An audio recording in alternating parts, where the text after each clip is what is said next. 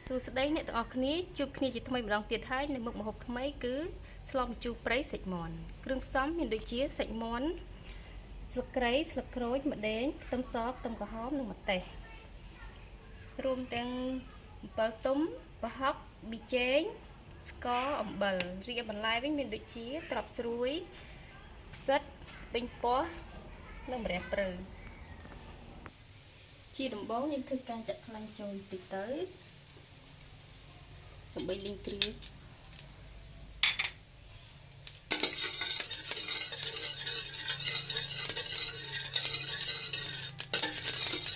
ឡូវខ្លាញ់យើងក្តៅហើយបន្ទាប់មកយើងចាប់ផ្ដើមចាក់គ្រឿងយើងលីងវាឲ្យឈ្ងុយ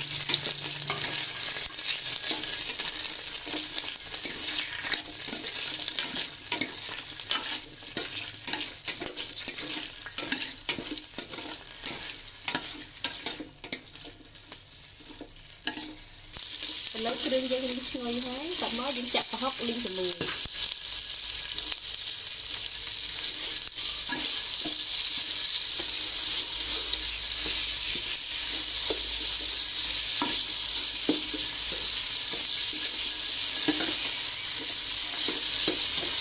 លើគ្រឿងយើងលីងឈ្ងុយប្រហុកក៏ឈ្ងុយដែរបន្ទាប់មកយើងធ្វើការចាក់ទឹកមាន់ចូល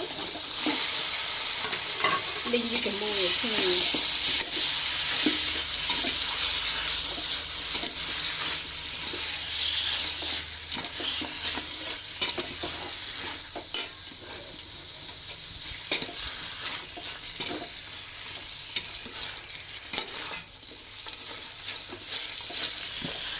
ឥឡូវយើងចាក់ទឹកចូលតិចទៅយើងកូរវាកុំឲ្យវាខ្លោចឈ្ងុយហើយយើងកូរវាងាស់រហូតដល់អស់ជាតិប្រៃបានយើងដាក់ទឹកងាស់សម្រាប់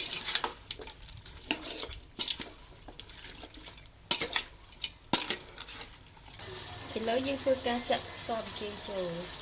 នេះចាក់អំបិលចូលស្ករប៊ីចេងកូរវាទៅ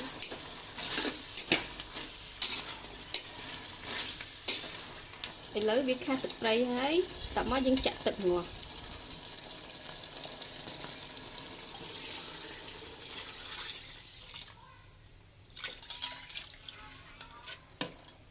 ចាំមកយើង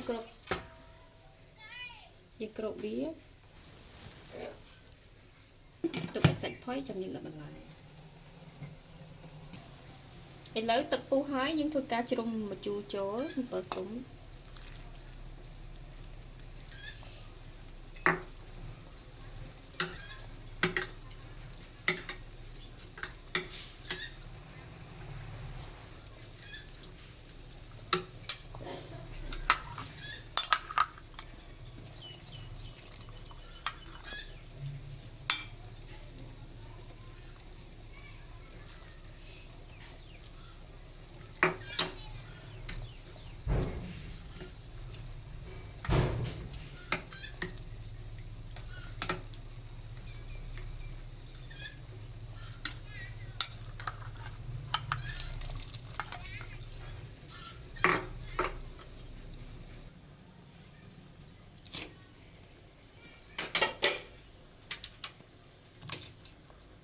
ឥឡូវមាន់យើងបានផុយហើយបន្ទាប់មកយើងធ្វើការបង់បន្លែចូលជាដំបូងយើងបង់ត្រប់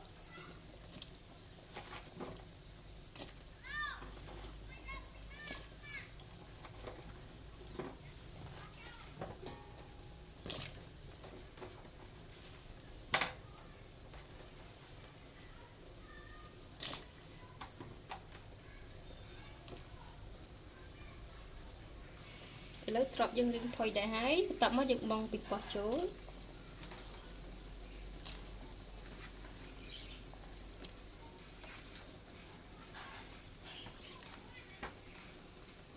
តមកទៀតយើងបង់ផ្សិតចូល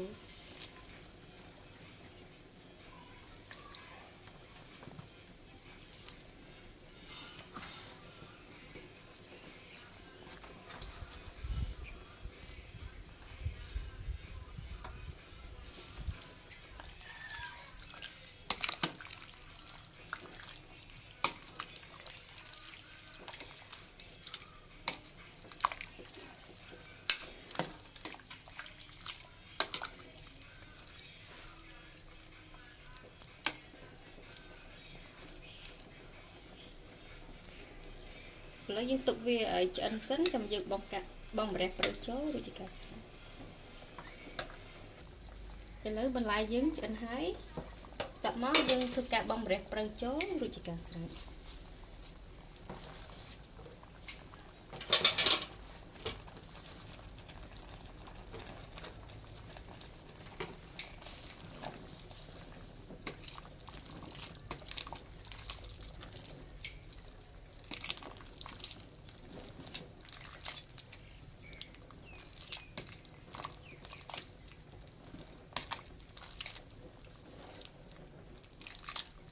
ឥឡូវស្លម្ជូរព្រៃសាច់មាន់របស់យើងបានឆ្អិនរួចរាល់ហើយអរគុណសម្រាប់ការទស្សនាវីដេអូនេះសូមអរគុណសូមជម្រាបលាបាយបាយ